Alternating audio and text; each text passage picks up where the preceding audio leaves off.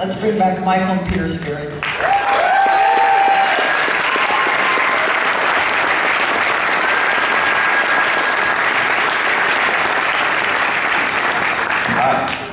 Hi. So we have some guests with us.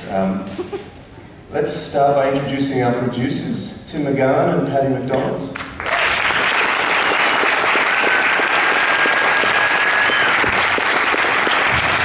Thank you very much for coming along. And Mr. Ethan Hall.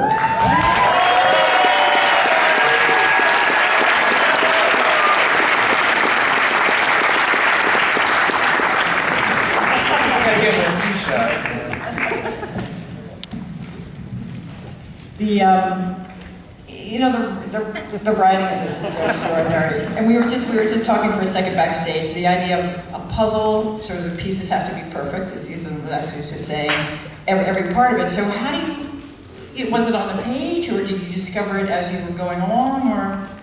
It's in the short story. I mean, it is, and there's elements that we added to the short story.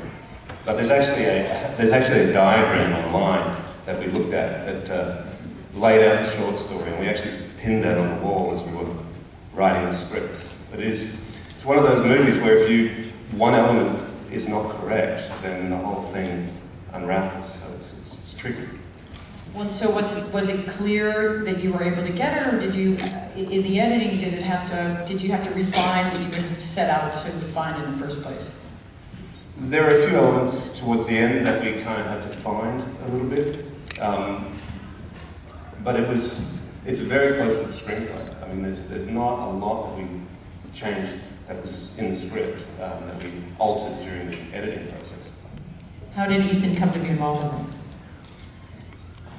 it? Ethan? Can I tell them? Go on. Who wants to hold a GoPro, man? I'm done with that. We did a movie together called Daybreakers a few years ago, which is an awesome movie. It was a really fun experience. I went down to Australia and met these guys and worked with them. And I told them after I saw the movie that the movie was great, but that my part really stunk, that I didn't have any good opportunities to contribute. And I said, if you ever write another movie, write me a great part. And they did. This arrived in the mail, and I was like, what the hell is this? I remember when you came to Australia, you said to us, you know, I really like this movie, I'm really excited about doing it, but can you just tell me what part I'm playing? Well, it was very confusing when you asked about putting it together. It was the most confusing movie for a script supervisor ever. The person has to manage the continuity of like, well, what year are we? What outfit is this? Is this before you got punched in the mouth? After you got punched in the mouth? And I realized, it's obvious when you watch it, but it's a little confusing when you first read the script about which scene I was playing, which scene Sarah was playing. Who's not here, whose performance is amazing, I think. She's filming in Canada at -5 degrees or something, but she's an amazing young actress, and that was fun working with her. And it was strange, you know, working with these two guys who are, if you haven't noticed, they're related. So it was interesting. Questions from the audience? Yes? Yeah, about your production design, congratulations. I think you actually, did you deliberately hold it to sort of the Heinlein period moving forward and not dropping things from our future in it? Exactly. I mean, we wanted to. Repeat the question. Production design, did we stay true to the Heinlein period? Absolutely. We love that period too, and it's a great period because you don't have to deal with cell phones and all that nonsense that makes things really different. But it's fun to play in that world because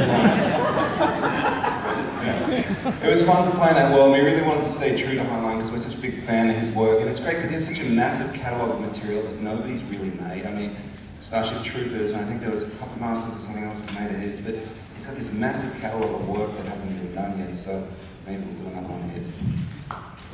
And Matthew Putland is a guy that we've grown up with, who was the production designer on the film, did an extraordinary job. Matt designed our first zombie movie called Undead, and he designed that film for a total of $6,000, so he's nice and cheap. Yes, in the back. How did you pick this particular short story out of his great, body of work, and how hard was it to get the rights? And can you speak to that process anything more? The question was, how did we pick this story as opposed to some other Heinlein's shorts or books, I guess? And was it hard to get the rights? We've read a number of his material and just loved this one. There's something that happens when you read a piece of material and you just say, I've got to do this. And we talked about, one day we're going to make it, one day. And then eventually we just said, no, today we're going to do it. And the kind of foolish thing was that we wrote at least half the screenplay without getting the rights, which is not a good way to do it. Thankfully we sat down with the rights holder, and he said to us, he asked us what we were thinking of doing with the material, and we kind of pitched him our ideas, and he liked it, and said, all right, I give you my blessing, and let's go through the process of getting the contract sorted. And within 2 weeks of that happening, he got a completed screenplay. So, it was relatively simple. I mean, it's the way it should be. I think what was important with the estate as well in relation to the rights it was the strength of the screenplay and how true it was to the original material. So from that perspective, actually having the completed screenplay was a bonus. They made it far easier because they could see the quality of the script, so that actually ironically helped us in the end. Yes? Ethan, I was just kind of curious how come you always keep coming back to sci-fi? Because you've obviously done stuff with Winkler and whatnot, but there's always this coming back to sci-fi films. The question is, Ethan always coming back to sci-fi and how interesting that is. I just love it. I think it can, it's a genre that where you can speak about really challenging ideas without being pretentious. Even take a movie like Her this year. It's such a fun way to provoke thought about what's going on without having some intellectual dialogue about it. And the best sci-fi is always doing it. It's just challenging the way you think and making you think outside the box. And Heinlein is just, this feels straight up vintage, old-fashioned sci-fi that I grew up loving. And so I think that's what attracted me to the script when I first read it.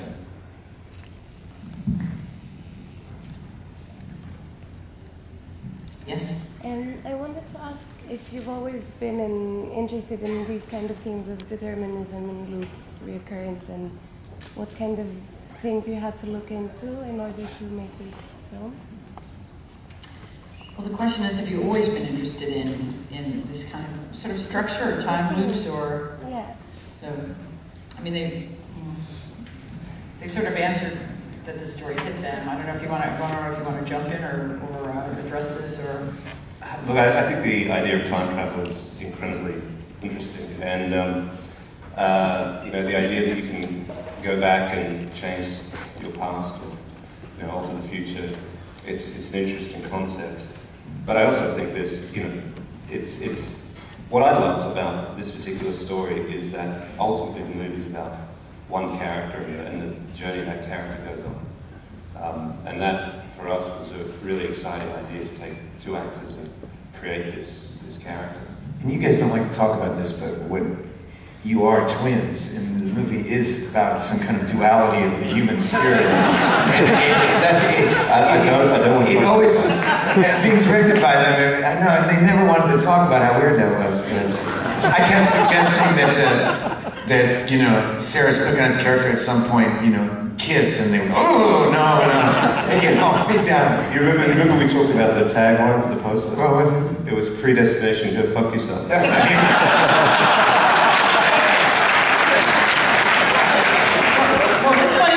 Is we don't, you always get the question after the program is out is about like what are the trends, and we don't have an idea every year. We don't think this year we're going to do whatever. We just watch all the stuff that comes to us and we pick the best stuff that we like the most, and then we see what it is. And this year, so we saw this, and then we started seeing all these other films that were time travel, all made really different budgets, different part of the world, and you have the decision as a programmer to say, well, we've got that covered, we're done. But we were like, no, we're going to go with a bunch of these. because the inventiveness and the creativity was so interesting, but there was something very zeitgeisty about the fact that this is how everybody was dealing with relationships and life, and just dealing with how we live now was through time travel, kept coming up, which I just think was interesting. More questions? Yes? Didn't see any really CG. Was there, I mean, was pretty much everything practical, or how much, I saw you guys listed as the visual effects, so how much was done CG? Yeah, the question was, it didn't seem like much CG, and... There's still, 150 or so visual effects in the film, but they're relatively seamless, I think, yeah, Michael and I did some visual effects. We tend to always say we're never going to do them again, and sit on computers for 17 hours and do them. But in particular, things like the time travel effect, we wanted it to look completely sort of photographed for real. That was the idea, and it was the most simple and practical way to do it was we would literally just move furniture piece by piece. I mean, I literally ran around the set and just moved each piece, and then we just digitally removed me, put Ethan in, and composited it all together. It's all real elements. There's nothing fake about it. And by the way, Sarah Snook didn't have a penis. That was a visual effect. I mean, we do. This film had a lot of makeup effects, and we were saying this was going to be our first non-makeup film, but it's actually probably the hardest makeup effects film we've ever done, because there's a real subtle approach to changing Sarah into a man, and we played around with a lot of different ideas like the beard and full makeup, and we actually had a head cast of Ethan, and we tried turning Sarah into basically Ethan, and that looked like a freak show. And we just kept going less and less and less, and we found the thing that really transforms a woman into a man in terms of facial features, we found was earlobes. Made the earlobes longer, and that changed the whole face. This is not interesting. Michael's talking about earlobes. All right. We've got one more. What are your plans for distribution and getting it out publicly? The question is, what are the plans for distribution and getting it out publicly? Well, look, that's the conversation we're having with the distributor's name, so it'll be sometime later this year. Not sure yet. An ongoing conversation. Well, it's, anyway, we've gone all night, but it's been a long day. This was so exciting for us. This is exactly the kind of film we're looking for at South by Southwest. It's suspenseful and original and incredibly well performed. So thank you so much. It was a privilege for us to Yes, thank you.